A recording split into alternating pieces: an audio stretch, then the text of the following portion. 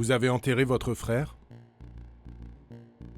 Ce message, Katia Kholodnikova le reçoit le 1er décembre 2022. À ce moment-là, cela fait 9 mois qu'elle est sans nouvelles de son frère Andriy, un militaire ukrainien porté disparu sur le front. Le SMS vient d'un numéro de portable russe. Son auteur dit être un ancien soldat qui a participé à l'invasion de l'Ukraine. Le dernier homme à avoir vu son frère en vie, avant de le tuer. Tu as vu mon frère en personne? Oui, il était blessé, il continuait à tirer sur nous. Je lui ai crié de déposer les armes. Tu l'as touché à la tête? Blessures multiples, incompatibles avec la vie. En analysant leurs échanges, et grâce à une enquête sur les réseaux sociaux, nous avons pu identifier le meurtrier du frère de Katia. L'utilisation d'images satellites nous a permis de reconstituer la chronologie des événements et dessiner l'archétype du combattant envoyé sur le front par Vladimir Poutine.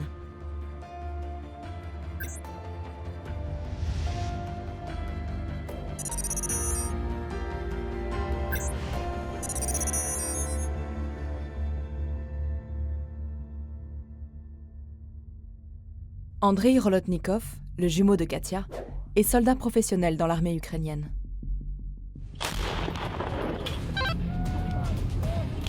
Quand la Russie envahit l'Ukraine en 2022, il combat avec son unité dans le Donbass, à l'est du pays, et donne régulièrement des nouvelles à sa famille.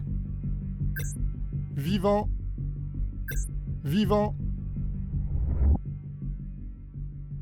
13-го ми ще з ним десь о 4:30 ранку ми з ним балакали. Та почала судорожно писати йому на телефон. Щось відчувала, що щось не те. Та після 13 березня зв'язку з ним не було ніякого. Pourtant, pendant 3 semaines, le téléphone d'Andriy continue d'apparaître comme en ligne sur la messagerie WhatsApp. Inquiète, elle fait tout pour localiser son frère et publie des avis de recherche sur les réseaux sociaux. Aidez-moi à retrouver mon frère. Peut-être que quelqu'un ici sait quelque chose. Mais elle apprend dans un décret présidentiel ukrainien publié sur Internet que son jumeau est mort. Son nom figure dans cette liste de soldats décorés à titre posthume. Dans son dossier militaire, elle découvre sa date et son lieu de décès. Le 13 mars 2022, dans le village de Mikilske, dans la région de Donetsk. Ce jour-là, le village tombe sous le contrôle de l'armée russe. В ходе наступательных действий установлен контроль над южными районами населенных пунктов Благодатная, Владимировка, Павловка и Никольская. Dans cette zone occupée, qui, pendant 3 semaines, a utilisé le téléphone d'Andriy? Katia réussit à obtenir les localisations GPS sous le téléphone à borner. Du 13 au 25 mars, il est entre les villages de Volnovakha, Vuhledar et Petrivka. Le 16 avril, il apparaît à Polohi, puis le 17 à Ulaipole, et enfin à Fedorivka, le 22 avril 2022. Chacune de ces villes a été le théâtre de violents combats, comme le montrent ces images amateurs publiées sur TikTok et Telegram. Des quartiers résidentiels détruits, des cadavres de combattants qui jonchent le sol. Un soir, Katia apprend enfin qui utilisait le portable d'Andriy, dans des messages qu'elle reçoit d'un inconnu. Ton frère avait 2 téléphones, nous les avons pris pour les donner à nos commandants. Je n'arrive pas à dormir, je n'arrête pas de rêver de ton frère. As-tu déjà tué quelqu'un? Non. Ton frère était mon premier. Les suivants sont passés comme une lettre à la poste. Je suis vraiment désolé que ça se soit passé comme ça. Après plusieurs échanges, ils s'appellent en vidéo. La jeune femme parvient à faire des captures d'écran du visage du soldat. Pendant leur conversation, ils se présentent sous un faux nom. Mais grâce à des logiciels de reconnaissance faciale, nous avons réussi à l'identifier. Nous l'appellerons Timur. Sur les réseaux sociaux de ses proches, des centaines de photos nous permettent d'en savoir plus sur lui. Il a 31 ans, est marié et a 2 enfants. Il vient d'une petite ville de Bachkérie, une région située à 1400 km à l'est de Moscou. Et il est tatar, une ethnie musulmane de Russie. Enfant, Timur aime le sport. Il est membre d'un club militaro-patriotique au sein de son école. À 20 ans, il rejoint une académie militaire. Une fois ses études terminées, le jeune homme s'engage dans l'armée russe sous contrat. Sur cette photo, l'insigne sur son bras droit est celui du 291e régiment de fusiliers motorisés, une unité de l'armée de terre russe.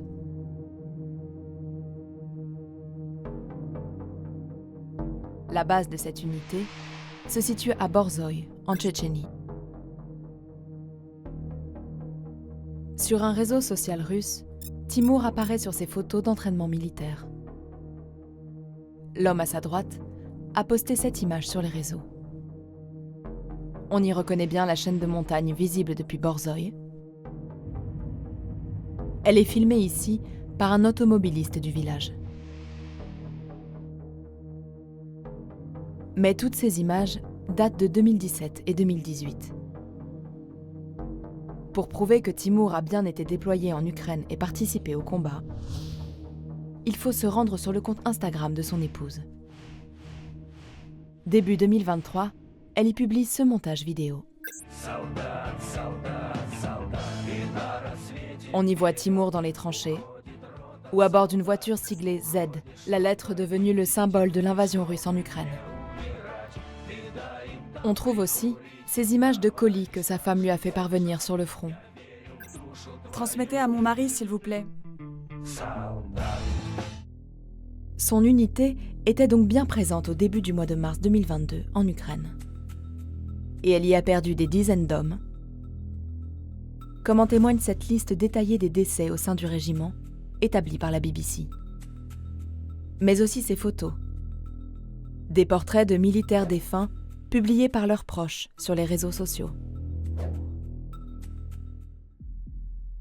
Pour faire son deuil, Katia veut retrouver le corps de son frère. Elle demande à Timur, le soldat russe, de l'aider. Щоб тобі стало легше, допоможи мені, тому що мені треба розуміти, де похований мій брат. Тому що ми його не поховали, обміну тілем не було. І локацію мені скинув. Типа в тому направленні ще. Mais la zone est inaccessible, comme le montrent ces cartes de l'évolution du front, publiées en ligne par des experts militaires ukrainiens. Katia tente alors de retrouver sur les réseaux sociaux des habitants du village. Elle parvient à entrer en contact avec un couple de retraités ukrainiens, Nadezhda et Mykola Kirichenko, que l'on voit ici sur des photos prises avant la guerre. Ils se trouvaient à Mykylske le jour de la mort d'Andriy. Et c'est Mykola qui a enterré le soldat ukrainien. Подивився на кітелі, дивлюсь, старший лейтенант, я так поняв, обозначення українське. Там написано на кітелі «Холодняку». Ну, я так побачив, у нього, воно вже, время пройшло багато. Ноги там видно, що було, що поранення. І в подбородку дирка була. Взяли лопати, де я там возле стовба, так, за дорогу чуть-чуть, а далі вже поле йде. Я то почав закапувати, а тут пішов Юрка крест делать. Nous lui avons montré cette image satellite de Mykylske et il nous a indiqué l'endroit exact où repose le corps d'Andriy. Ce lieu correspond à quelques dizaines de mètres près à la localisation envoyée par Timur. Nous avons voulu le joindre par téléphone. Mais depuis sa première prise de contact avec Katia, il a changé de numéro et multiplié les profils fermés sur les réseaux sociaux. Pour le retrouver, nous avons cherché sur des banques de données personnelles qui ont fuité en Russie et sont accessibles via Telegram.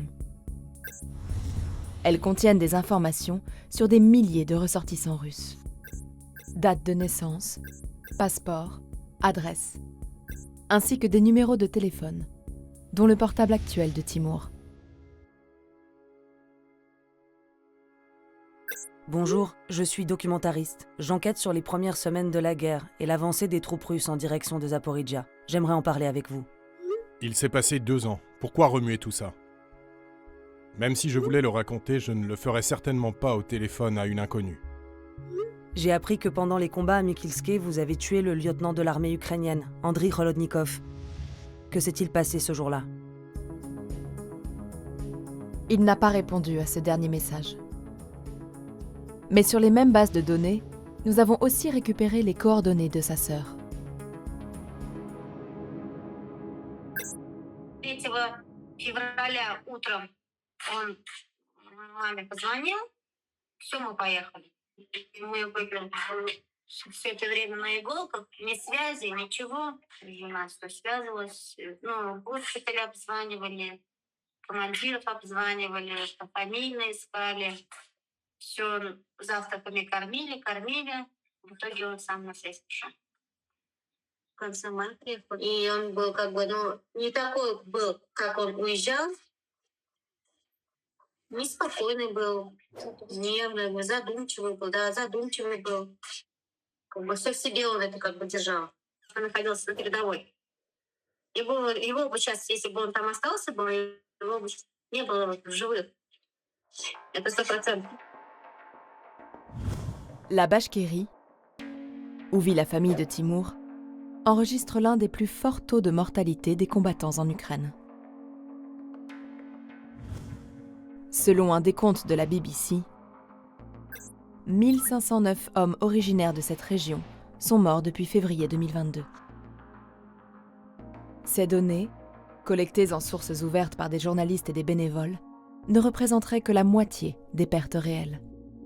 This Russian region has been on top of our list for the number of losses. But this is due to the fact that in the Republic of Bashkortostan, as well as in Buryatia and Dagestan, for example, there are not that many chances for young males to find a stable job. The army has been their social list, their ticket to get to some decent positions in their lives. So that's why it seems that, even before the invasion, many young males in Bashkortostan, they were choosing professional contract army service as their way of living, as their way of earning and providing for their families. Dans ces régions, indiquées en rouge très foncé sur la carte, vivent de nombreuses minorités ethniques. Elles ont payé le plus fort tribut durant la première année de guerre. Timur, lui, n'est pas retourné au front. Selon sa sœur, il travaille désormais dans le Grand Nord. Mais son unité continue de combattre en Ukraine. Dans une vidéo, publiée le 2 novembre 2023, un soldat du 291e régiment se plaint du manque d'équipement. Нашему подразделению требуются ночники, тепляки и ночные птички. Что-то наподобие мавиков третьих. Прошу помощи. Кто поможет, будем очень благодарны. Очень. Спасибо. Pour motiver les hommes russes à s'engager dans l'armée, le ministère de la Défense a multiplié les campagnes de recrutement. Si tu es un homme, sois-le vraiment. Et propose des salaires astronomiques. Un soldat mitrailleur gagne par exemple l'équivalent de 2200 € par mois, soit presque 4 fois le revenu moyen en Bachkirie, région d'origine de Timur. Сейчас многие едут из-за денег, да, я знаю, у меня есть тоже знакомые, поехали в ноябре, а в начале декабря их уже нет. А смысл туда ехать? Из-за денег? А эти деньги можно и здесь заработать. А потом 200-м возвращаться, или 300-м, или вообще, который всю жизнь будет лежать в постели и смотреть в глаза, зачем? Pour combler les pertes humaines importantes, le Kremlin a décidé de continuer à recruter massivement. D'ici fin 2024, 400 000 nouveaux soldats viendront grossir les rangs de l'armée russe pour atteindre un effectif total d'1 300 000 hommes.